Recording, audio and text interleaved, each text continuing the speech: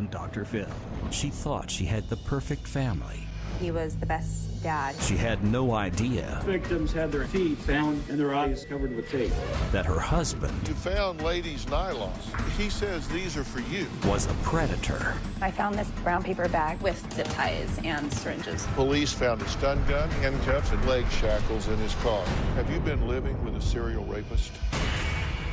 Let's do it. Have a good show, everybody. Here we go. This is a safe place to talk about hard things. Stand by. We'll count you I down. try to be an emotional compass and point you in the right direction. 5, 4. I am not giving up on you.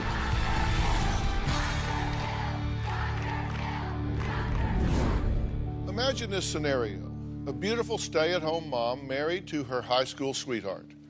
4 kids, a lovely home, and a seemingly good life. It's easy to picture, right? What if one day you found out that the man that you slept with every night, the father of your children, the man you sat with and watched television, was all of a sudden accused of living a secret life? And in fact, of being the very monster that you had been reading about and seeing on the news in your town. Well, this is what happened to this wife when police stopped her husband's car for a minor traffic violation. The officers noticed blankets partially covering some of the windows. With his consent, the officers searched the vehicle, and what they found was disturbing.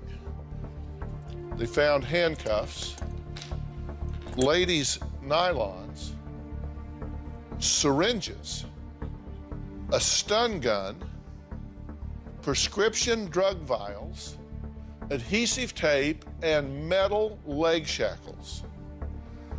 Now, why on earth would he have these items in his car? Well, the police had their suspicions. We are beginning tonight on the arrest of a Salinas man police say is a serial rapist. The 40-year-old suspect, Lonnie Keith, has so far been charged with 2 counts of kidnapping and 1 count of rape. He's also the prime suspect in 9 similar unsolved sexual assaults. Both victims had their hands and feet bound with plastic zip ties and their eyes covered with tape. Detectives later searched his home and found syringes, vials of sedatives, handcuffs, leg restraints, and other items that they believe he had ready for another attack. This suspect had created a cave, if you will, in the back of his vehicle. Cops say blankets covered the windows of his vehicle. He'd allegedly strong-arm women into the back seat, stick them with a hypodermic needle, and drug them. Then cops say he'd tie them up and rape them. Neighbors say Keith loved playing sports with his kids, and his wife organized 4th of July block parties. Keith is a physician's assistant and is the married father of 4. Lonnie Keith's wife, Carrie, says her life changed forever when the police came to her home at 7 a.m. to break the news that her husband of 15 years had been arrested and charged with being a serial rapist. My life was turned upside down a year ago. I was awoken to police officers outside of my home. They told me that my husband had been arrested on suspicion of kidnapping and possible rape. I was shocked. I thought, this can't be true. You have the wrong person. The detectives told me that young women were sedated and sexually assaulted. And they said Lonnie fit the description. In the car, they found leg restraints, handcuffs, zip ties, nylons, and syringes. The medical stuff, he said that it was just left over from the night before, which made sense. He worked in a hospital. I asked him why they found restraints or the women's nylons, and he suggested that they were for me. But I'm not into bondage and those type of things, so that did make me feel weird. I just kept saying to myself, this can't be happening. Lonnie and I were married for 15 years. It scares me that if they do have the right guy, I laid next to him in bed and had a family with him. Lonnie never showed me any signs of any kind of hate towards women. We have 2 daughters together, and he was the best dad since he's been gone. The girls don't want to talk about their dad being in jail. There was some teasing for my son at school. It's hard to think that somebody who you've been with for half of your life could at all be accused of something so heinous. All right, Carrie, I'm glad to meet you, but I'm sorry for the circumstance. We always talk about hindsight being 20/20. As you now look back, do you see things now that didn't register with you at the time? Honestly, sorry, my voice. That's right. Honestly, the things that I did see and find, he was having an affair, and I found out about that in like October of 11. Right. And the things I found, I always thought were for her. So as far as seeing this, no, absolutely not. Now, he's been arrested, he's been indicted, he's pled not guilty. And so we have to treat these as allegations because he's not been convicted of it. Right. I wrote some things down for us to look at. You found some things in the home at the time. They were in paper bags in 2 different locations, correct? Yeah. Yes. Well, you found zip ties. You asked him about it, and he says, these are for the bushes around the pool. Yeah, that it was just for the pool. You found ladies' nylons, not yours. And he said that they were for you. Right. Were they still in wrappers? No. He says these are for you. Right. So what he did is he's saying, I bought these, unwrapped them, wadded them up, stuck them in a paper bag with zip ties, and put them behind the dryer. And well, the dryer was, at his, he had an apartment for about 5 months. Right. And so, they were hidden there. He knew I was being snooping, like I was snooping. And so he said that he put those there because he knew I was going to find them. And so, yeah. And then you found syringes. I did, yeah. And he says these were left over from his job as a physician's assistant. Right, which he worked nights at that particular hospital where he probably would have had access to those meds.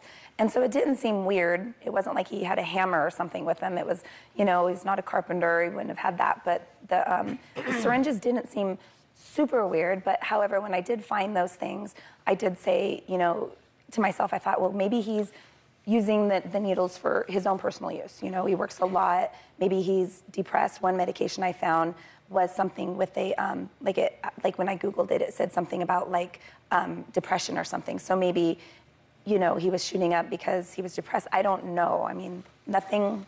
But you found medication. Yeah, a couple times I found vials of meds too in his car.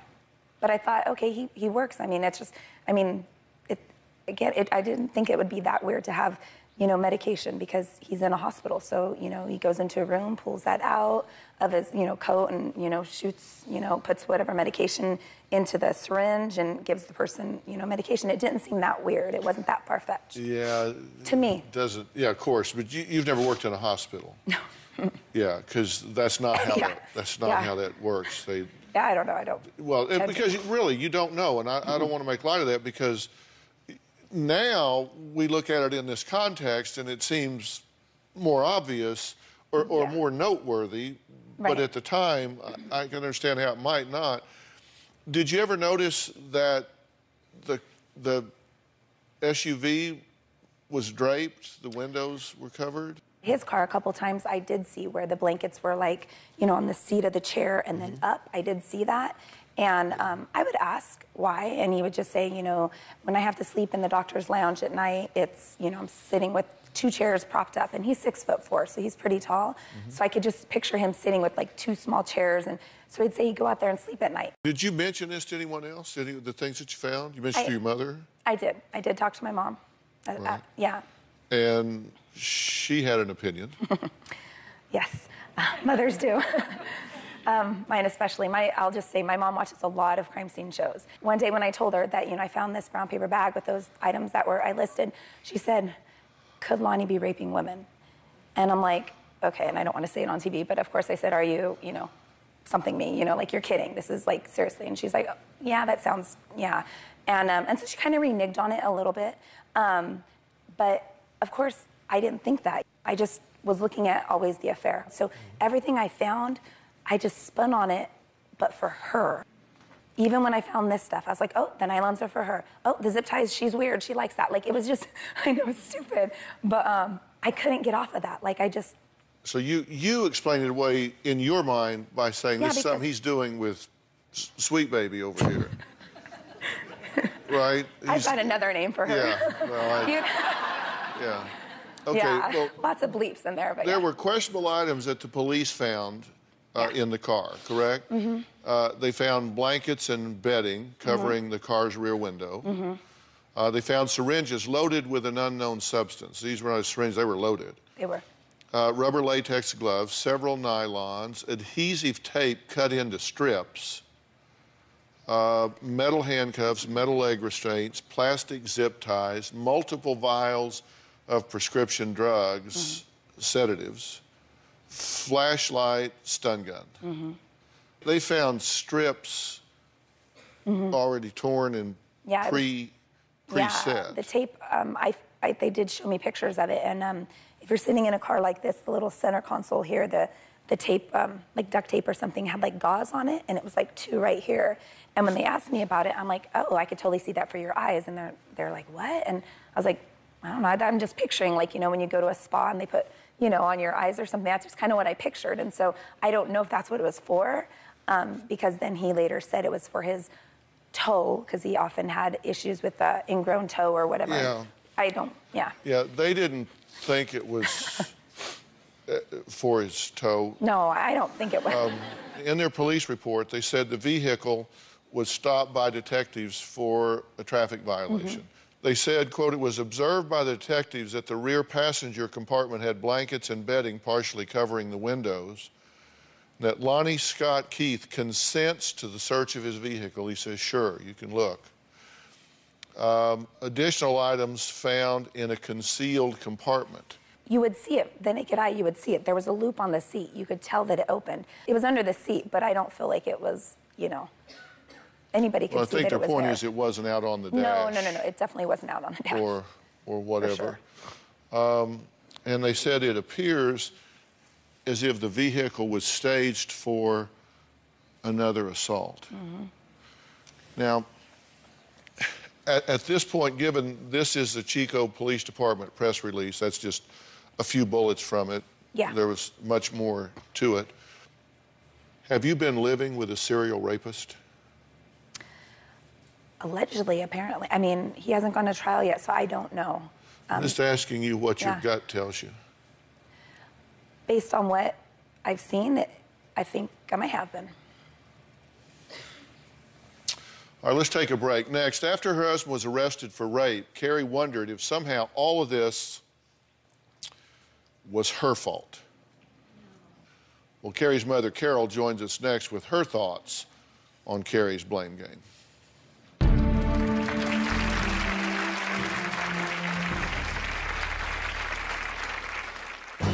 Before Lonnie was arrested, Carrie did find some zip ties, medication, syringes out in the garage, and then she found them behind the dryer at his apartment. One was a knockout drug, and one was a wake-up drug. Every time she would question him, he would explode.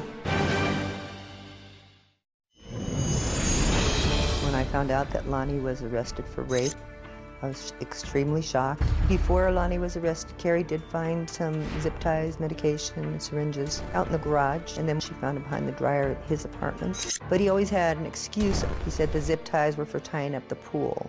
The medication was left in his lab coat. And it made sense. Everything he said could be excused. Carrie texted me pictures of the medication, which I looked up online and found out one was a knockout drug, and one was a wake-up drug. He was working so much, I thought that Lonnie was actually doing drugs. About a year prior to all this happening, Carrie thought Lonnie was having an affair. Every time she would question him, he would explode, punch a hole in the wall, or he'd throw things. I would never have thought Lonnie would do this. Sometimes I feel like I just need to get out there and scream. I still have days where I can't believe he's done it. Then other times I wish I could just slap the hell out of him. How could he do it to these girls and to his boys? They're devastated. Lonnie has said that he wants his day in court, but we are preparing them for the worst. I think he looks guilty. Okay, well, I'm here with Carrie and her mother, Carol. Carol, you were suspicious of him long before all of this broke, right? I was suspicious more of him having an affair. Right. But I became more suspicious with things that Carrie found. Yeah. Of something else going on. Now, and let me just clear something up right away. Sometimes we can get really frustrated with ourselves because we don't see something or it doesn't jump out at us. But here's the thing. A normal person's mind can't go there. I mean, you don't just normally say A, B, C, Q, R, X. That's not how we think. And so it's real hard for us to even conceive that somebody might be doing something so heinous, so bizarre. And that's a good thing that your mind can't go there, that you don't jump to a conclusion that later becomes obvious or confirmed. So you can't expect yourself, if your mind went there, it'd be a pretty dark mind to go in that way. So don't be too hard on yourselves about that.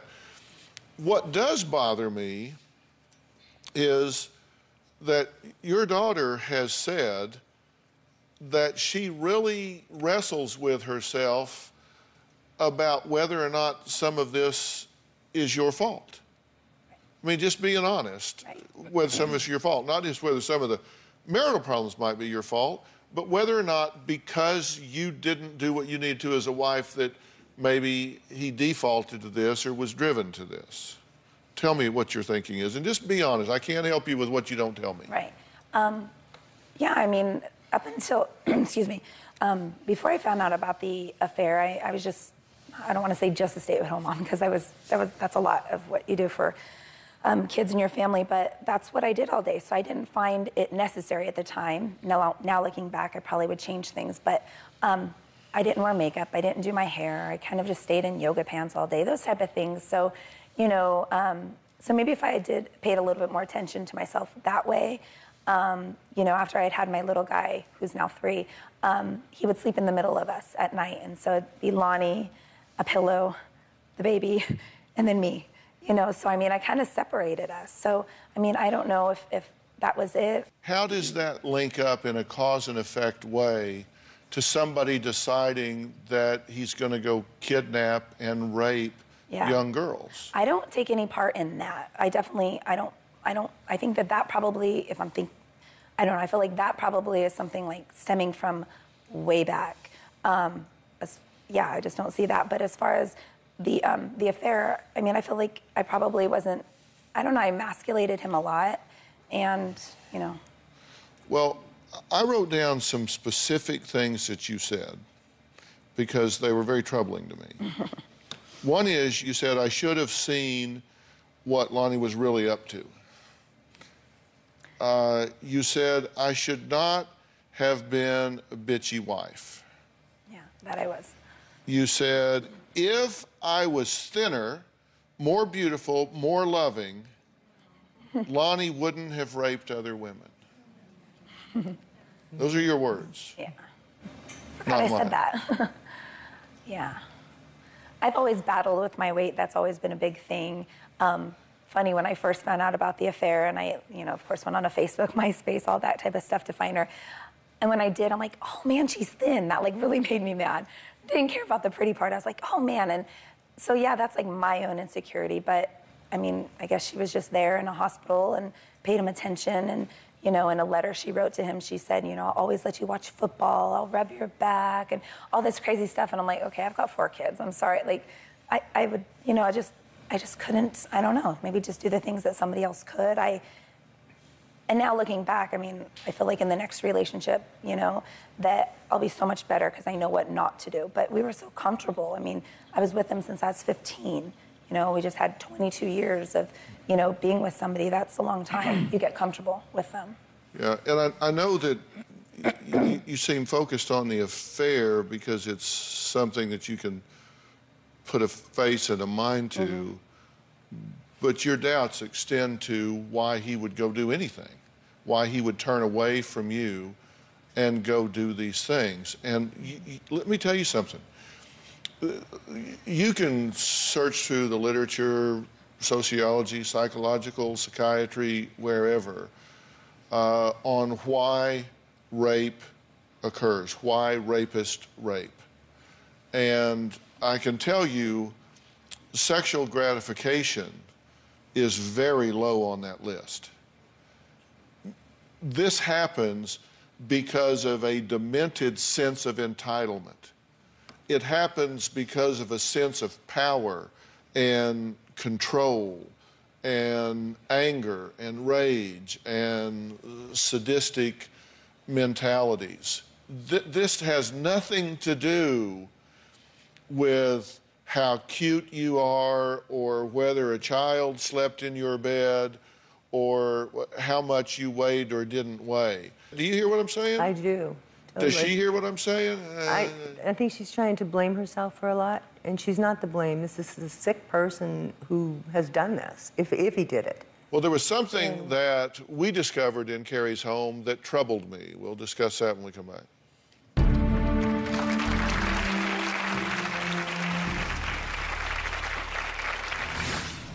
The first 4 to 6 months were horrible. It was the worst of our lives. One of the producers had mentioned they heard a voicemail message. Yeah. With the kids and Lonnie? Yes, it is.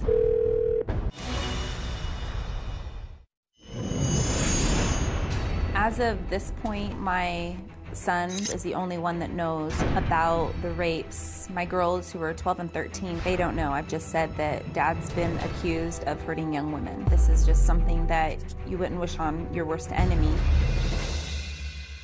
Well, that was Carrie, a mother of 4, whose husband of 15 years made news last year after being arrested and charged with kidnapping and raping young women near the local college campus.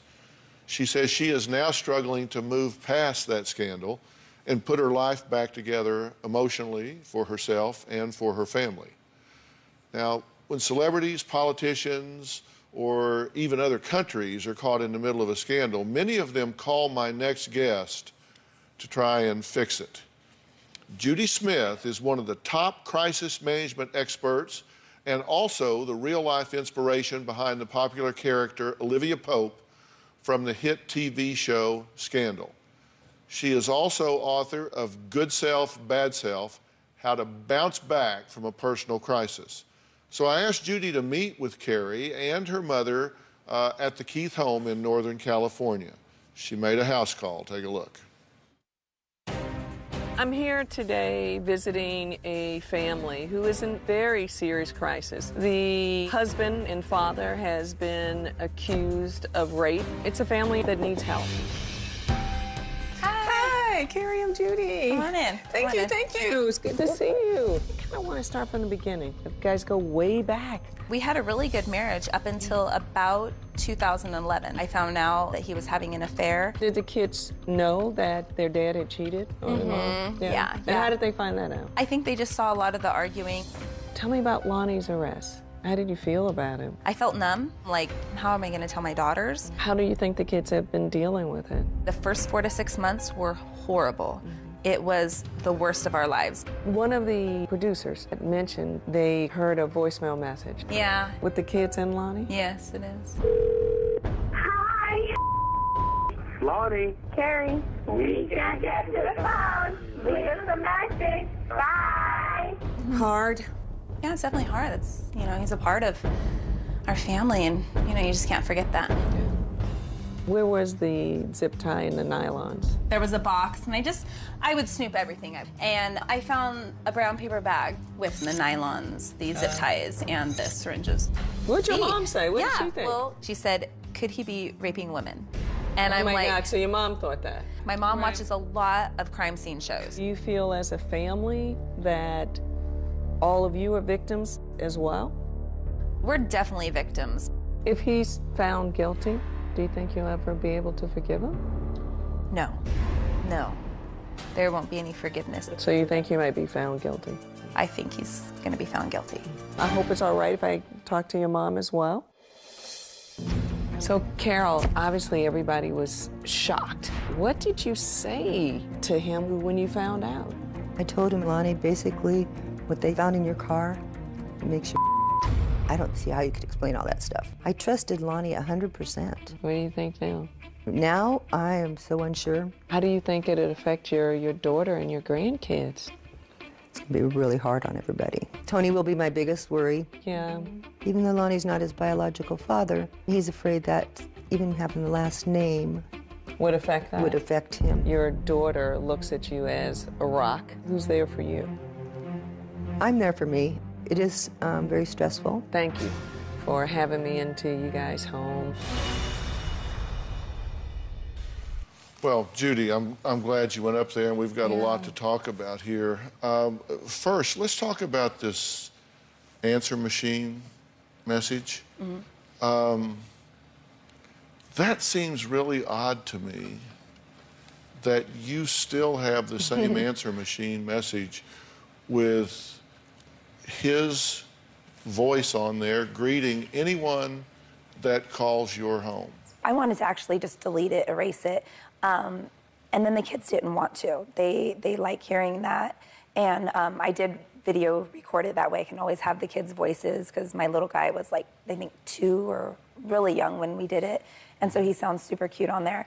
I'm ready to. It's just they kind of are, you know, no, we don't want to. There's times where I turn off the machine and it goes to voicemail, but then we don't get our messages. So, yeah, I would be okay with it. I think we'll probably re-ask them again, because I think I asked them maybe like 4 or 5 months ago, and the first 6 months was hard, and then the last couple of months have been better, so they might be ready now. I also get the sense, and I'm interested in Judy's take on this as well, I get the sense that there's a part of you that's still kind of defending him. When he calls, I say, just tell me, why were all those things in your car? And he always has, you know, oh, that was for the pool. He always has a great excuse. I'm like, Lonnie, they have this. They have so much information. Like, are you going to pull a rabbit out of your hat? Like, seriously, what's going to happen? And he's like, you just have to let me have my day in court.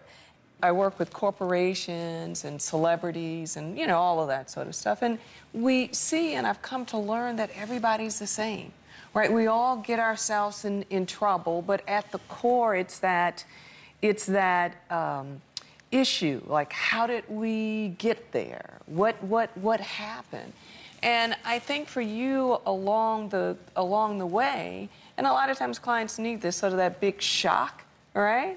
There were a lot of warning signs. Are you entertaining that this might just all be a big misunderstanding? No, I'm pretty sure it's not.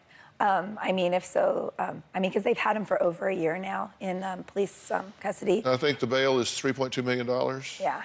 Yeah, it's pretty high. There's strips of tape pre-torn in a vehicle with syringes and sedatives and duct tape and handcuffs. A lot of stuff. I didn't know about the handcuffs. I didn't know about the stun gun. Those things, like, actually, right before Christmas time, he had gotten, he was saying, oh, I'm going to go all out this year for Christmas, which he does.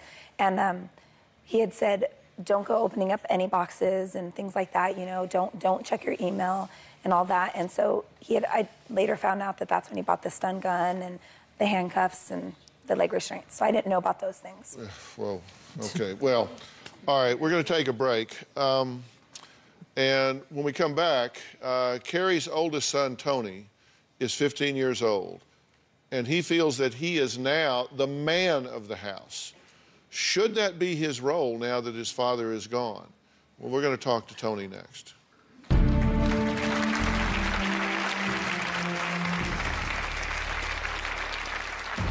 Are you angry with your dad? I'm just angry that, like, we had a good life and he threw it all away. Has there been any bullying? One kid said that your dad raped those 2 girls because he wasn't getting any at home.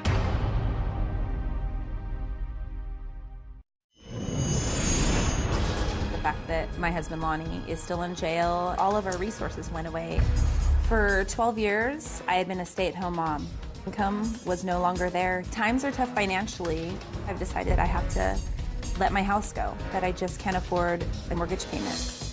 It feels horrible. We have friends here, and to have to walk away from all that, it's hard.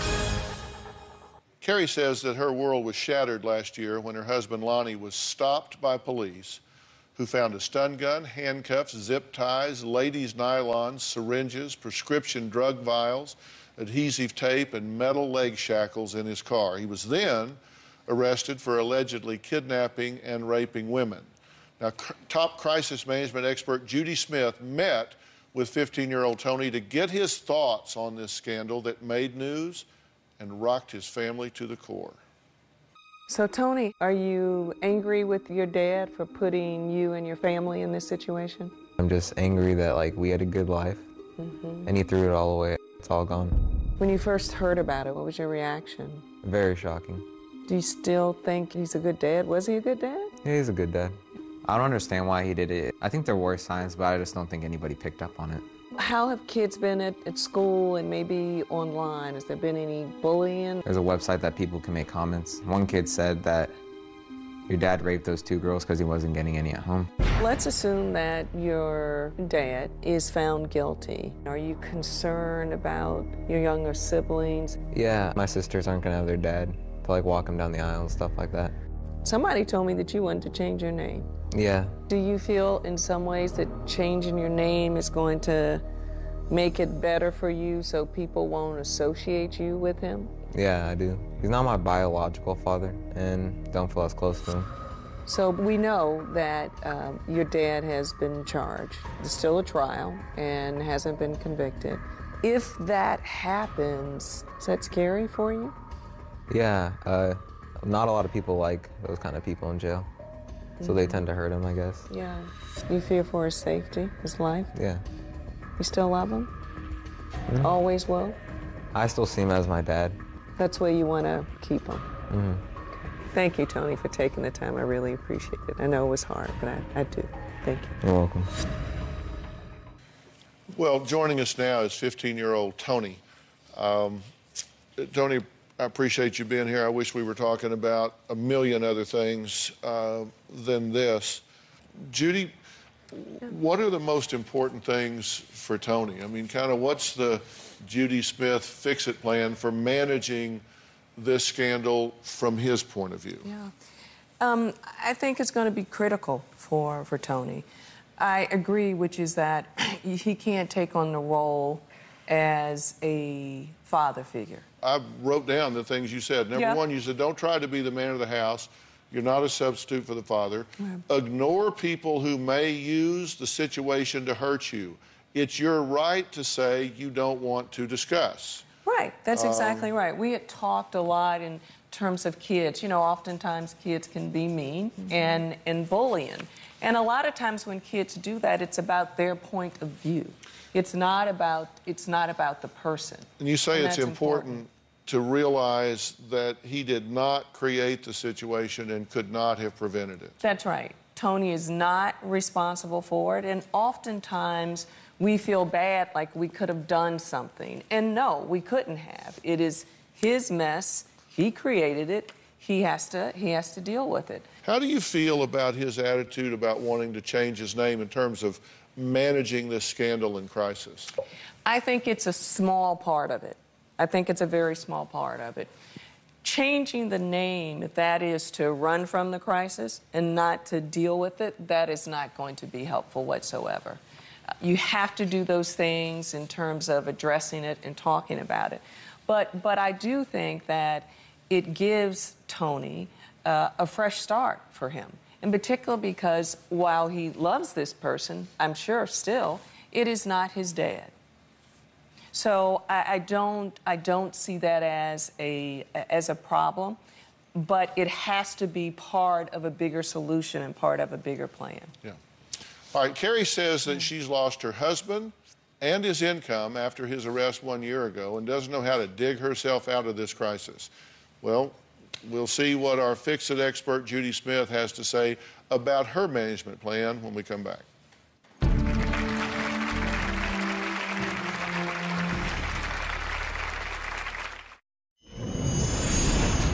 The reality is Lonnie may never come home. I hope for the sake of my kids that he is proven innocent. I just don't want them carrying that stigma around with them forever.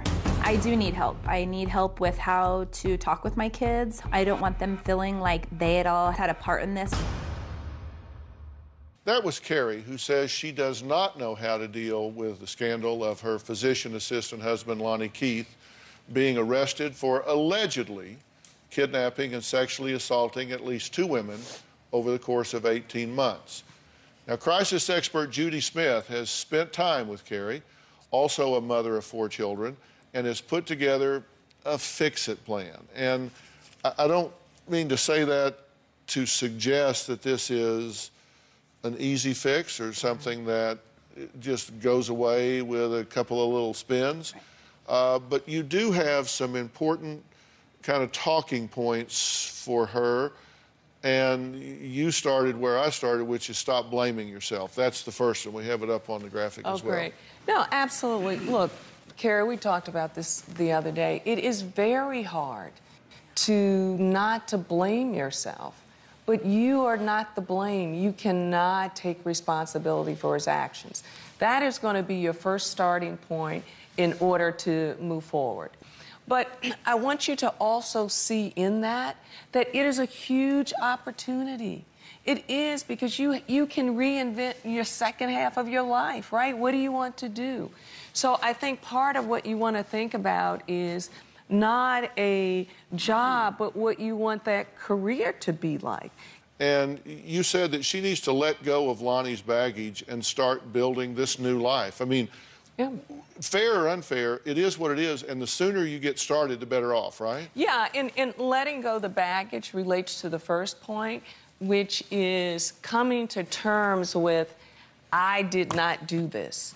I did not cause this. So you can put his baggage some other place and put it out of your hands. And that's important. And you said reputational management's important. Yeah. And one of the things that you say is you got to plan ways to discuss this with family and friends that you're comfortable with. And the point is, people are going to see her at church or the store or in the pickup line at school or whatever. Some people are going to bring it up. Some people are going to like, oh, I don't know what to say. Mm-hmm. She's got to come up with, here's what I say, here's what I do, so you don't have to think about it fresh every time you're with somebody. Right. Have That's a plan. Right. Absolutely. You and I both feel it's important to seek family counseling. Please allow me to make that a gift from us to you guys and make that arrangement to help all of y'all sit down and think through this. And we'll make those arrangements for you back at home. Okay. So you do have someone to talk to. And you're going to need maybe some life coaching and career thinking. We want to help you with all this because you're the victim here, not the perpetrator. All right, I thank you for coming here. Thank you. We'll be right back.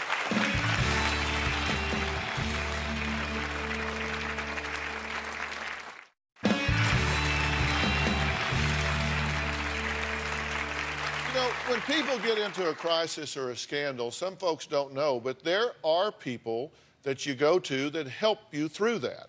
And Judy Smith is one of the top crisis experts in the country, and she has helped rebuild the reputation of celebrities like Wesley Snipes, Jesse Jackson Jr., Monica Lewinsky, NFL quarterback Michael Vick, and many others.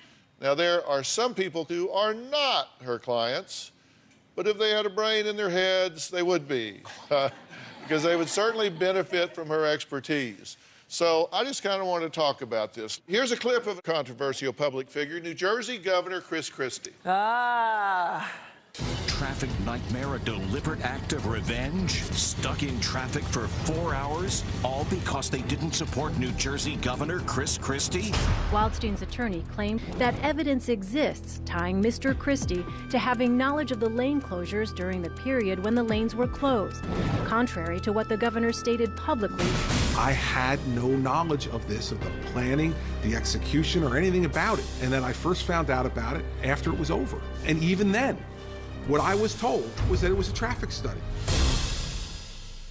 Okay, people always say politics, they're first national, then they say, no, they're local. I think they're personal. Yeah. And if you're sitting on that bridge for 4 hours, you are pissed off. And if you then find out he did it as retribution, you're going to be, like, hugely pissed off. What's he do now? No, absolutely. But this is what he did, which was right, is that he came out, and he's done this twice, at least, is to say, I did not have any knowledge of it. I didn't know anything about it. And he has said that, and he has denied it.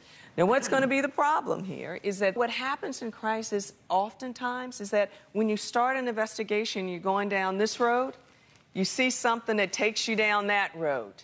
And then that road is a very dangerous turn because we don't know where that might lead. All right, we'll be right back.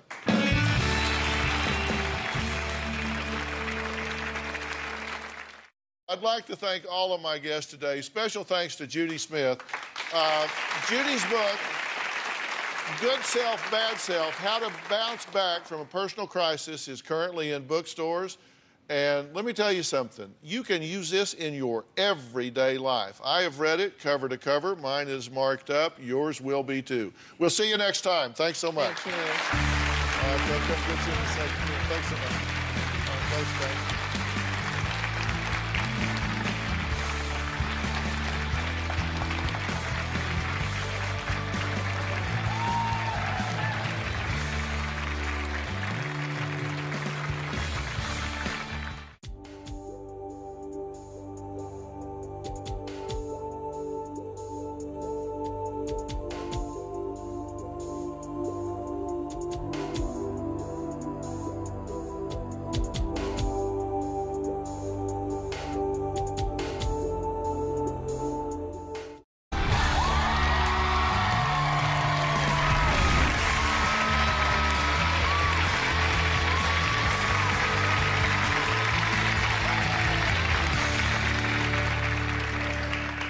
Refusing to answer an email or a call after working hours.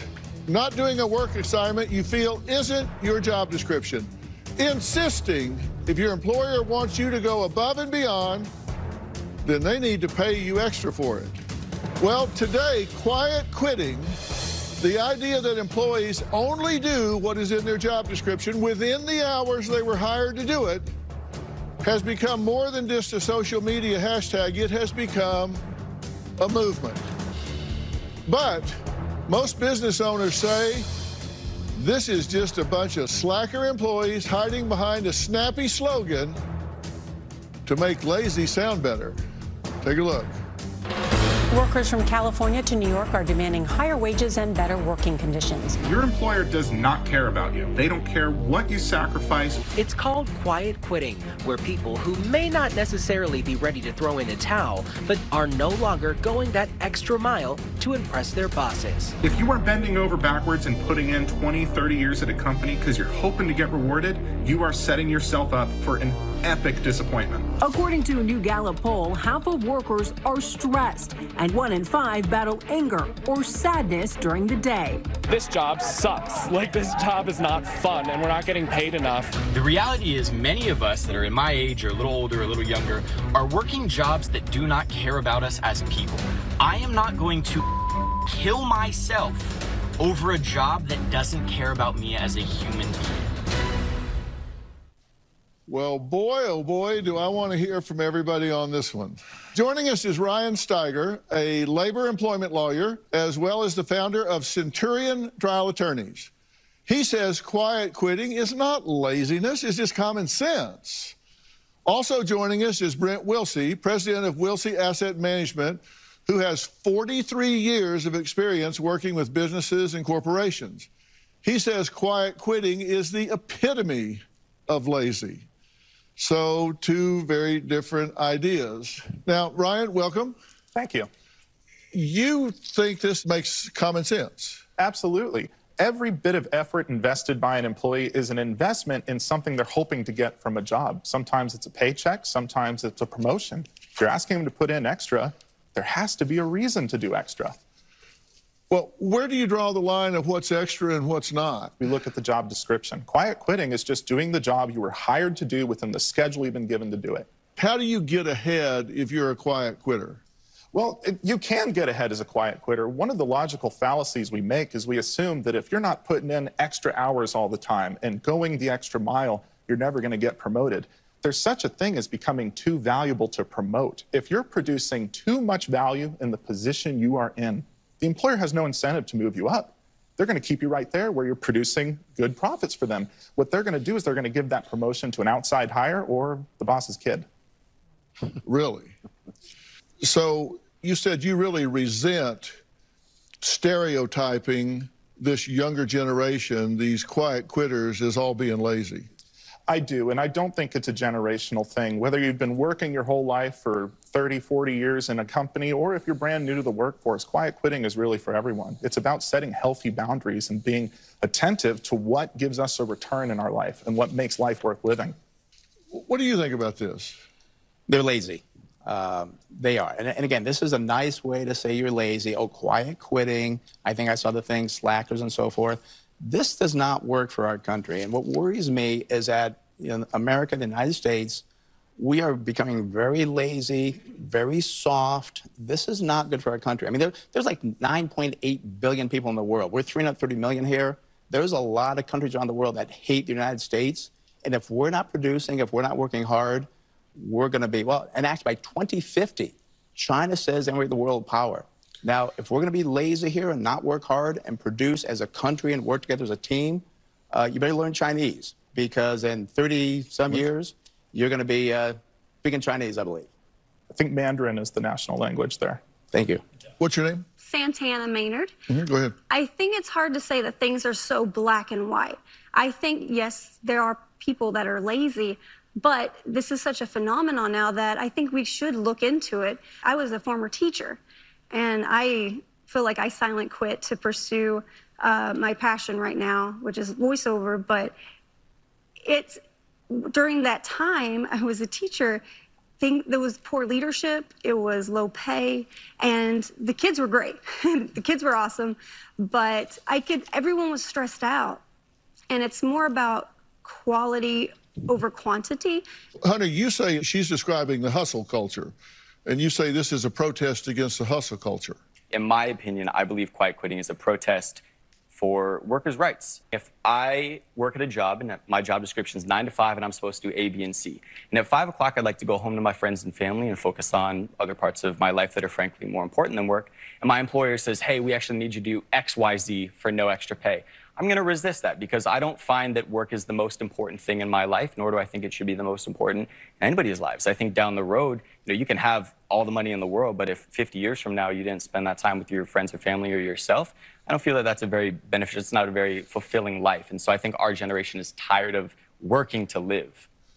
I also think it's unfair to just assume that they're lazy if they're not working in the office. It's not about being lazy. I think it's about where you apply, where you work hard. For me, I did my job, I got my job done every day, and then I applied my hard work to what I did outside of work because it was what I was passionate about. I worry about the social media, and I mean, you kind of see the videos and you're getting all these views and likes about it, but you're not really having, I think, a real conversation. You're expressing this idea of quiet quitting that then is spreading across people that are thinking, well, hey, my employer is a bad person. All employers are bad people. All they care about is profit. That's not true. There's so many great employers out there that do care about their employees, and that's not being portrayed. And you're, I think, spreading this notion to people that that's causing a lot of issues. I mean, you look at productivity right now in our country, that has fallen. We've had the worst decline since the late 1940s. And output is starting to fall. I'm familiar with the statistic you're talking about. You're right. We have had the lowest decline since 1947 was the last time. This is from the Bureau of Labor Statistics. But if you zoom out, and you guys are in finance, when the market looks a little rough, you don't tell your clients to panic sell. You say, zoom out, look at the overall trend. And the overall trend since 47 has been worker productivity is steadily increasing. As our technologies improve, as the education of the workforce improves, as our ability to wear multiple hats, workers are more productive. So if this generation is lazy, they're doing a good job hiding it. We're going to add a businesswoman who worries quiet quitting has become so trendy that it may undo the strong work ethic she and other parents have for their children after the break.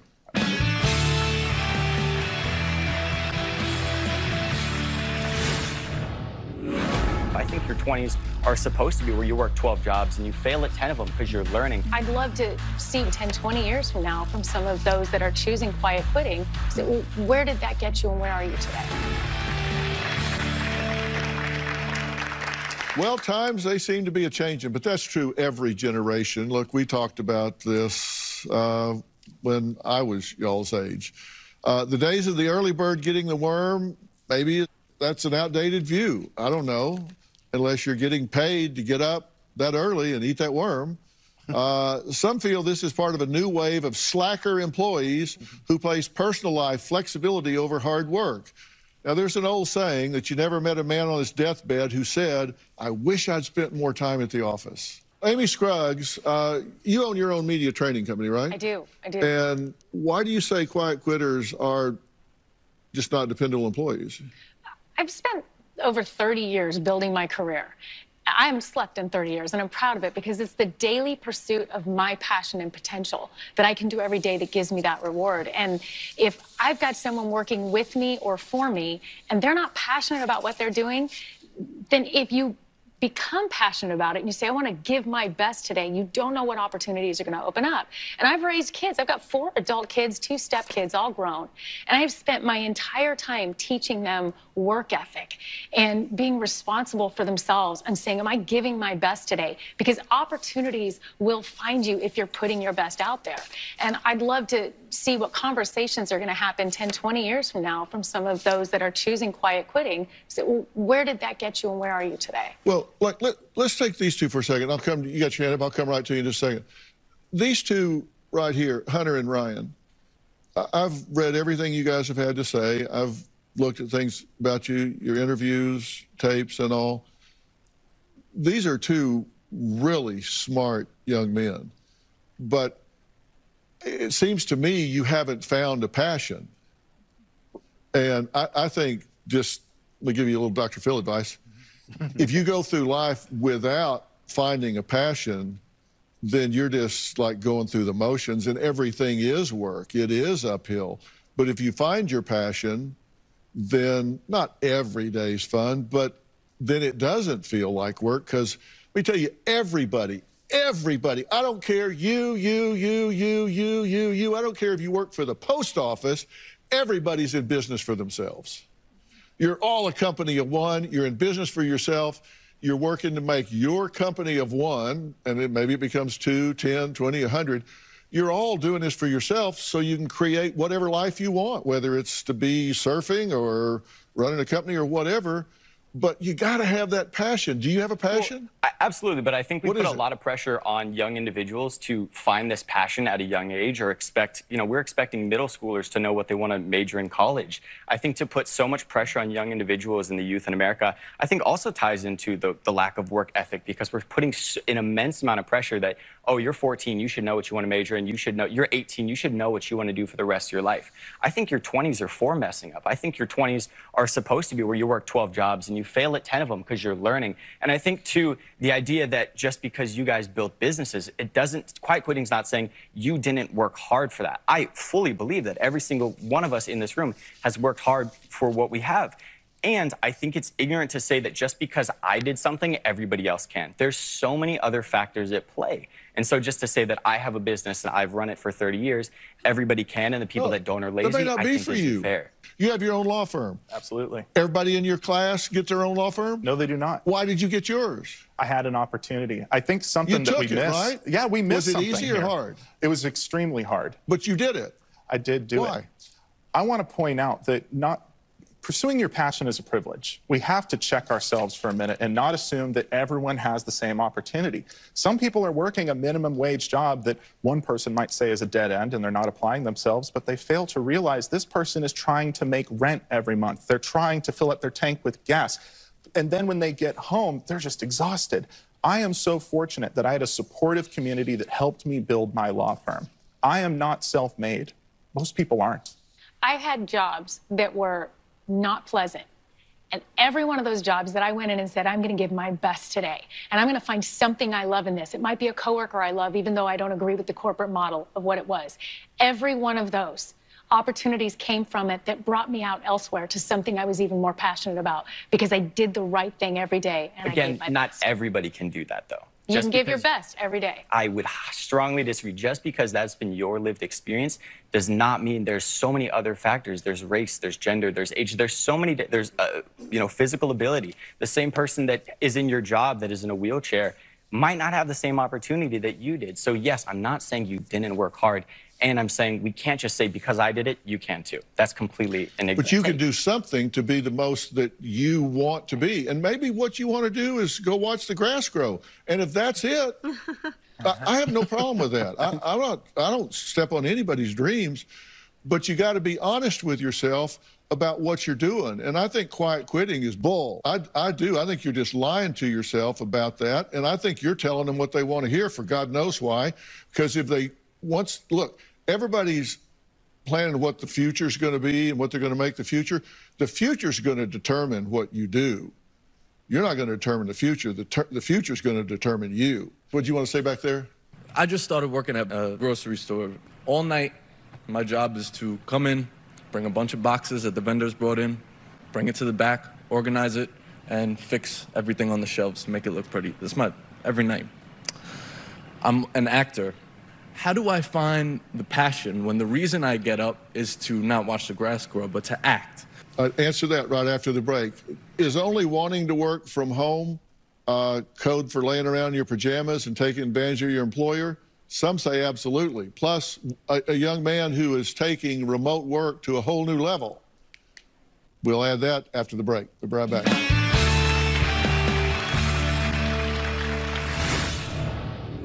You're working hard, it sounds like, but you're promoting not working hard. That's not what we're promoting at all. You That's the completely videos missed that I that. saw. Listen, what we're saying and what you're hearing are two different things. From Zoom meetings to home offices, the pandemic has changed how we do business. A recent Bloomberg study found that nearly 40% of the workers they polled would leave their jobs if they were forced to work full-time in the office. There is literally no good reason to return to the office. None. It's a bad idea. Returning to the office is a pay cut. Americans are spending almost $5,000 a year on gas. That's almost double what they were spending last year. Remote work is the future, and I would question the motives of anyone who's fighting this trend. Finding a job that allows you freedom, happiness, and the flexibility to enjoy your life, I mean, that's great if you can do it. And we just had a question for Amy before the break about how do you find passion in a job that's just a means to an end. How'd you want to answer that, Amy? I've sure got an answer. Sure. For you in particular, you want to be an actor. What a beautiful opportunity for you to get used to being in an uncomfortable situation, putting in that extra work, because if you get those roles you really want, you're going to be working long, hard days. And what a great opportunity for you to practice your craft and your acting while you're moving boxes, while you're in the storehouse. Be the best person you can be in that job, because you don't know those skills you're learning you're going to need later. Is that not quiet quitting? Doing another job while you're working is like, you say go in and be passionate, give it your all, do your best, but him going into work and practicing acting, is that fair to his employer? Well, but that job doesn't require 100% of everything that... But I'm speaking to her point. She said you should go in and give your all no matter what your job is. Waiting tables. He's in a good mindset. He's thinking through things of what he wants. He's meditating on the things he's going towards, saying this job is going to elevate me to where I want to be. He's being working in a his positive job. So it's a means. So it's a means to an That's end. income for him. It's essentially a means to an end. When you get those jobs, that's what I'm saying. It's not about the passion or the hard work or how dedicated you are as a worker or how good you are an employee. It's about if I'm a hard worker, I'm going to go into my work. I'm going to do exactly what I'm required to do. And then I'm going to put my true hard-working effort into what I'm passionate about. You took remote working to a whole new level, right? Yeah. What did you do? You converted a van, right? Yeah, so I used to work for the government. I used to work 9 to 5 on the F-35 program, and then I worked for DARPA for about a year. And then when the pandemic sent everyone to... You're not going to have to kill us if you tell us what you I can't talk about it, but... okay, go ahead. But, yeah, and then when the pandemic sent us full telework, I had always thought about living in a van. I thought it would be cool to travel and do all that, but I never really had the time or really the money. And then when I had the full-time job and I was able to work from home, it kind of became a reality, and I was able to pursue it, and I decided to build a van, and I built the van while working my full-time job. So I was working 9 hours a day, and then after work every day for 6 hours for 6 months straight, and every weekend, so I had no social life, no free time. Put that hard work into something that I was passionate about, and then I traveled the country while still working my full-time job for just about 7 months, and then I figured that I was building a following online. I could pursue it full-time, so I quit my job about 5 months ago, and here we are today. Okay. And you all seem to be working very hard. What I'm hearing, and the danger I see in you people, and I'll say you three, is that you're working hard, it sounds like, but you're promoting not working hard. That's not what we're promoting at all. You That's the completely video missed that I saw. Listen, what we're saying and what you're hearing are two different things. You called us lazy we're I saying didn't we're call not you lazy. I said there's lazy people out there. But we and what need to you're be clear looking about what at the problem is that if here. you're not working hard, you're lazy. Now, what I'm hearing from you is a completely different story than the people that I see that you're talking to. Yeah, they don't sound like quiet quitters to me. They do not sound Do like you quiet see the quitters. people I talk to? It's like you're saying one thing, but you're doing something else. You're telling everybody else, be quiet, don't work too hard, don't push too hard. You're working hard, I can tell. You sound like you're working hard, so do you. And how can you guys promote this to other people? You're making them like, oh, I'll just be lazy because these guys say it's okay. No, you've completely missed the mark. I'm Well, sorry. I think a lot of other people miss the mark too, what you're saying. No, I You need to think be clear. you're wrong, and here's why. We're telling people to put effort in a place where it produces a valuable return. We're not saying slack off and undermine your boss. We're saying, listen, your employer isn't upset that you're not working hard. They're upset that you're not working hard for them and making money for them. Now, do your job. Do what is expected of you, but conserve your best efforts for something that actually pushes you forward. Why is it either or? I don't think it has to be, but emotions get so high sometimes we look at it that way. But that's what you're saying. You know, check the boxes, save yourself for something else. I'm telling you, everything I've ever done has prepared me for what I'm now doing. And I'm fortunate in that. If I'd have been selling shrimp out of a van in a river, maybe that wouldn't have been the case. But everything I've ever done, you know, I worked at a grocery store like you're talking about, and so I worked with people a lot. Really, everything I've ever done has prepared me for what I'm doing now. That's the human experience. I was a It's great. firefighter before I was Yeah. a lawyer, and that surprises a lot of people. Not a lot of folks leave that profession to do this one, but as we grow up, sometimes our interests and our values do change. What I will say is, look, if I am an employer, I have an employees too. I expect my employees to meet my standard, and my standard is pretty rigorous. That's on us. We're the ones who hire them and make the job description. If you're not happy with an employee doing the job you told them to do the way you told them to do it, if you're saying that's quiet quitting, that's not good enough. Yeah. You got to accept your leadership I get it. responsibility. You want to say something, sir? I was a quiet quitter. I was a good boy, went to college, graduated college with a degree in journalism. I thought journalism was my passion. And actually, for the first few years, I actually really enjoyed it. I loved the newsroom environment. But after that second, third, and the fourth year, those last 2 years, I was quiet quitting. I was going through the motions of editing a video. I felt like a robot. The quiet quitting was taking a toll on my mental health. So I quit my job as a video editor to do freelance video, and now I'm only doing things I want to do. Okay, we have to take a break. Yeah. We'll be right back.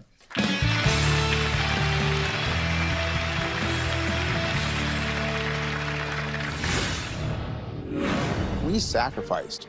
And that's what you want. You want to have the new car. You want to be able to go to concerts, all this other stuff, and not sacrifice for that house. I don't believe that our generation has the same hope and opportunity. So many people my age are coming to the realization that we're just the idea and the notion that we're just able to buy a home in this climate just by putting in some extra hours is outrageous and honestly just so ignorant. 50 years ago, yeah, you could work at McDonald's and put a down payment on a house in your mid-20s. In today's date, that is not possible. Hunter, that wasn't possible 50 years ago either. Maybe 50 years ago, you couldn't flip burgers and buy a house, right? The point is, back in you know, your guys' is your day, you could purchase a house and have hope and opportunity down the road. We sacrificed. And that's what you want. You want to have the new car. You want to be able to go to concerts, all this other stuff, and not sacrifice for that house. When I got a house, I don't think that's what they said, though. Well, you said we don't have the same opportunity. It was the same back then. You had to sacrifice. But a lot of you younger people don't I want to think our sacrifice priorities now. are different. You want to say something? We're stuck in this capitalistic system where it's always going to be profit over people. I generally don't think that any job is worth your mental sanity or your mental health. Mental health is so important. Exactly. There needs to be a balance. There are some people that are born into privilege and don't really even have to work. So this whole idea of just hard work doesn't add up. You say it's just a capitalist society. If you don't believe in that, don't do it. You know, you got to decide what your definition of success is. And it's different for everybody. You know, for them, maybe it's creating a company and building generational wealth. If that's their definition of success, then know what it is and pursue it with passion. If yours is different, at least know what your definition of success is. Know what it is, so you're taking defined action towards a known outcome. Know what it is. And I think the key to success in this world is having knowledge that is consequential to the world. And if you can be replaced in 2 hours, you don't have consequential knowledge. Develop a skill set that is consequential and market it however you want. My philosophy all my life has been to market my education in a non-traditional way. That's been my philosophy, and I've done that the whole time.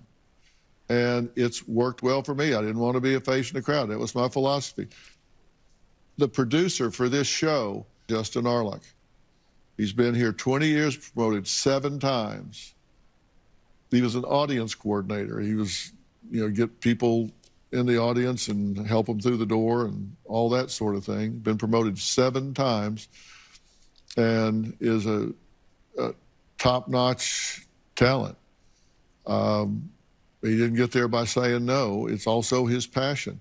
But you got to know what your definition of success is. If you don't know, you're like an unguided missile, right?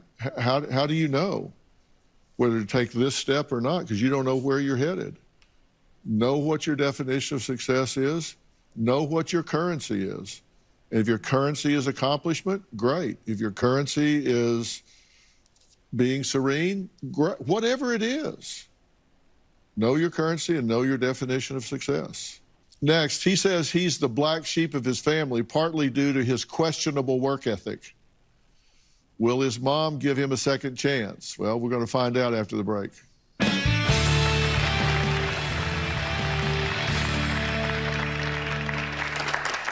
When it comes to workplace drama, no one knows it better than the stars of the new primetime show, So Help Me Todd, which stars Academy Award winner Marcia Gay Harden and the star of Pitch Perfect, Skylar Astin, and it premieres tonight on CBS at 9 p.m. It's a scripted dramedy, and I'm proud to say I'm the executive producer, along with my son Jay and Julia Eisenman from my production company, Stage 29 Productions. Margaret is a meticulous attorney who hires her aimless black sheep son, Todd, as her law firm's in-house investigator after his license is revoked due to some questionable behavior. What could possibly go wrong here? Here's a sneak peek. Todd, you hit bottom. I haven't hit bottom. Sir, you need to come with us. Let's go. You lost your PI license and you went to jail.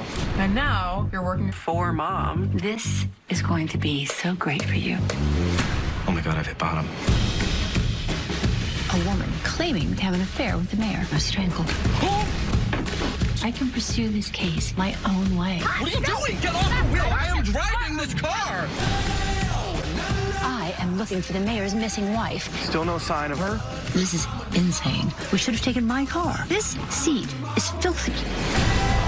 I am Inspector Clip with the Portland Gas Company. I'm Betty with maintenance. This is Harry McDonald. Find out where he is. Track him. Do your thing. Mom, it's a laptop, not a crystal ball. Do it! By the way, I noticed that you have photos of Allison and Lawrence on your desk, but none of me. So, thank you. Todd, those are your siblings' wedding photos. Get married and I'll be glad to include you. We will tell them the truth. Hello? Look, Mom, it's the perishable box of the dead magician. Blammo. Got him. You're in jail, but you are very good at this job. Maybe I should just let you be who you want to be. How'd you get in here? You have a good lawyer. So Help Me Todd. New series Thursday, September 29th on CBS.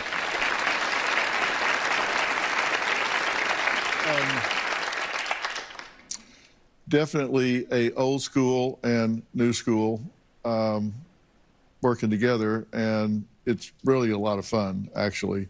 Those two have great chemistry on stage, but they have some of the same issues that we're talking about here. I spent quite a bit of time on the Vancouver set, and recently I brought my own cameras to the set to catch up with Marcia Gay Harden, who plays Todd's mother, Margaret, on the set. Take a look.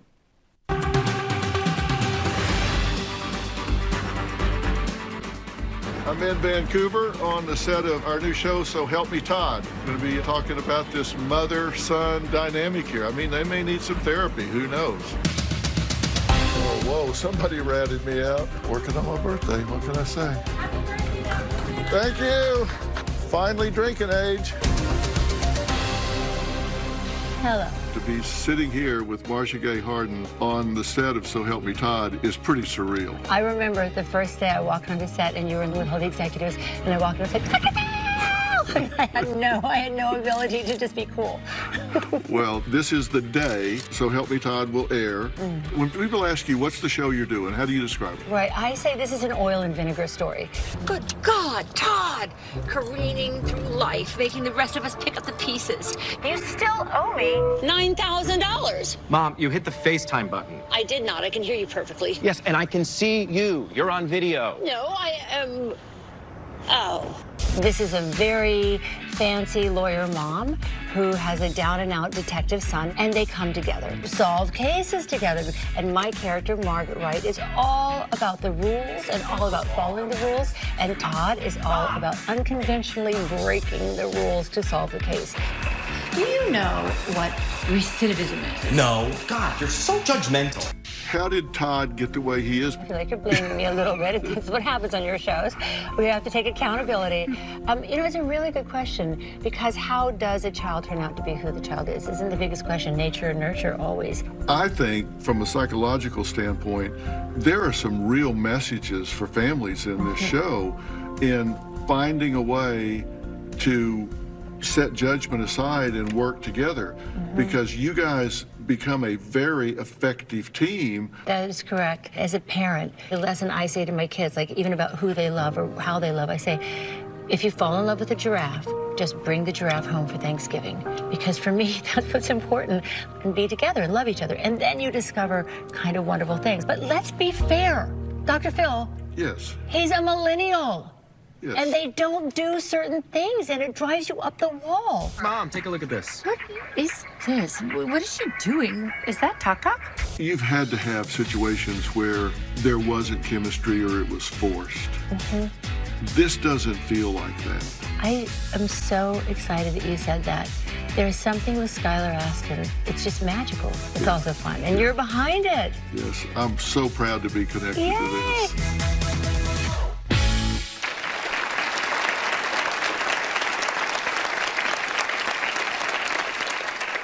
Notice I was working on my birthday.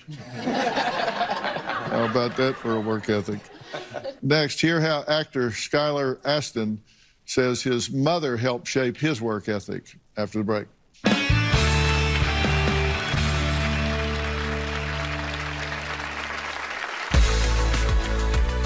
Dr. Phill, I'm just so excited to be here with you talking. Now, if I don't ask this, millions of fans across America and beyond would never forgive me. Tell me about your character, Allison. It is a sort of classic, I think, middle sibling dynamic where I've got an older brother who's sort of the golden child, and then Todd, who's very much the opposite. Why is a tiny little room in your garage her concern? She doesn't want you freeloading off of Chuck and me. Yeah, that's why I'm paying rent. Or why I will. Your character seems to have an endless patience for him. I love him and I want him to succeed, but he also drives me nuts. Well, that was Madeline Wise, who plays Allison, the sister of laid-back black sheep detective Todd in the new drama So Help Me Todd, premiering tonight on CBS at 9 p.m. Eastern. I flew up to the set and sat down with Todd, played by the incredibly talented Skylar Astin. Dr. Phill, I'm just so excited to be here with you talking. It's so good to sit down and talk to you about this. This has really rolled, hasn't it? Yeah, I mean, it feels like theatrical, like a theater piece when it's me and Marcia being on set. Bye. Go away. You're very judgmental. And you are. Todd. Wright. I play Todd Wright, who is a former private investigator who has been stripped of his license, and I now have to go work for my high-powered attorney mother. Answer me. I got to put my psychologist hat on for a minute here. Are you a black sheep, or are you kind of representative of a generation that kind of walks to the beat of their own drum. I think it's a black sheep to a certain class of a certain family that has certain expectations, that have certain professions. There's a high-powered attorney, there's a doctor, there's someone who works for the military, and then there's me. Get ready for the biggest reveal. All right. Yeah. I want to see it. Unfortunately, for better or for worse, is my domain. This is your office? I do not have a chair. So you actually have to stand. I have a step stool, so I feel like a tailor. Have you seen Margaret's office? No. Is it bigger than yours? Show you the size of her office and the size of her ego. Fresh cut flowers, nice little decor, some accent pillows. Where's her step stool? You're looking at her step stool. No, Allison, say I'm not here. Hello, what? Hi. I'm not speaking to you. You are coming to my new condo tonight, and you are picking up all the boxes of crap that you left in your old room that I have now paid good money to haul across the city.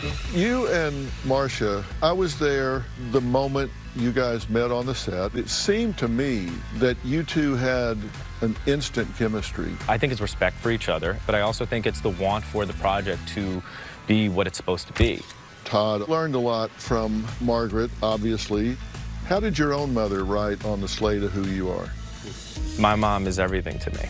There's not a lot that Margaret is that my mom is, actually, because my mom's always believed in me. She's my hero. Her resilience when she had stage 3 cancer and got through it, having 4 kids, never complaining. She showed me how to love, and she's shown me really great work ethic as well. What's she think about this role, this show that you're in now? She's excited. She likes watching me shine. She likes watching me be funny.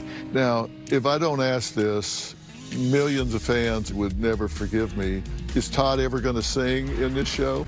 If Todd sings, I think Todd wouldn't have the greatest voice. So maybe he will, but never say never.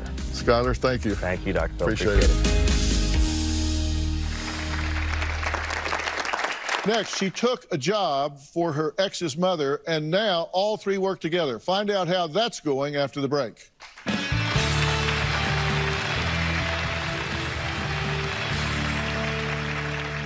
Today we've been talking about work ethics and how they compare between today's younger and today's older generations. Well, that is on full display in the new primetime drama, So Help Me Todd. I was able to sit down with the rest of the cast to learn about how they have taken to their new roles. Are Kim's family here yet? Yep, got him in conference room B. Tell me about how you see So Help Me Todd. I keep saying it's like a comedy, but there's also some real-life drama. So what's Francie's relationship with Todd? I think she adores him. Yeah. When you're not the parent and you don't have to worry about how messed up they are in life, you just enjoy the character of the person. So you're from a big family. How big? I'm one of 9. One of 9? Being from a big family, you kind of learn how to love everybody for their differences. It's personal for my mom. Personal searches are strictly forbidden. And so is eating in my office. Crumbs, get out. What did you think when you read the script about Lyle and the way he plays off with Todd? I immediately knew who this person was. I have a younger brother. Basically, Lyle is the good son, and Todd is the not-so-good/bad son. You can do more with less in a scene than anybody I've seen in a long time. And it really provides such a great element. There's comedy to it. There's drama to it. Skylar is just excellent as Todd, and so we get to have a lot of fun, even when we get a chance to just kind of go off book a little bit and improvise. We're able to work well together. I never catch you acting. I always catch you being Lyle. It's just natural. Thank you. That's a huge compliment. Here you are. Hi. You play Susan. I do. Which is Todd's ex. And I was there the moment you run into Todd in the hallway, and you guys pulled it off so great when you saw each other. Have you ever had anything like that happen? I was in Florence one year, and I saw one of my ex-boyfriends, and I was like, but I ran the other direction. This is a law show. It's a family dynamic show. If there's a bridge between them, it's you.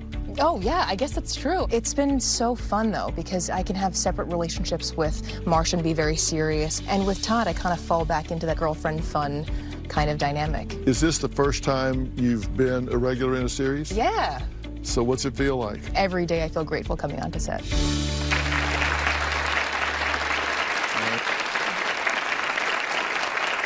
Well, and here's another shameless plug for my show. Be sure and watch the premiere of So Help Me Todd tonight on CBS at 9 p.m. Eastern Standard Time and every Thursday at 9 p.m. Eastern Standard Time. I want to thank all of my guests today. As I say, we need to talk more about this. And thank you for being here. I appreciate it. For more information about today's episode, or if you'd like to share your story, log on to drphill.com. You want to add your voice to the conversation, and I'm sure a lot of you do. You can find me on Twitter, Instagram, Facebook. You know where to find me. If you're in the Los Angeles area, you plan to be, we'd love to have you join us here on stage in our studio audience. The tickets are easy to get. Just go to drphill.com, click on Be Part of the Audience for all the details. Don't forget to follow and subscribe to my podcast, Fill in the Blanks, where I provide critical information on some of the really important issues that we're facing today, like this one. And listen to Robin's podcast, I've Got a Secret. She talks to some real thought leaders and unlocks the secrets to their success. You can get them both on Apple Podcasts or wherever you listen to podcasts. Stay safe. We'll see you next time. Thanks, everybody.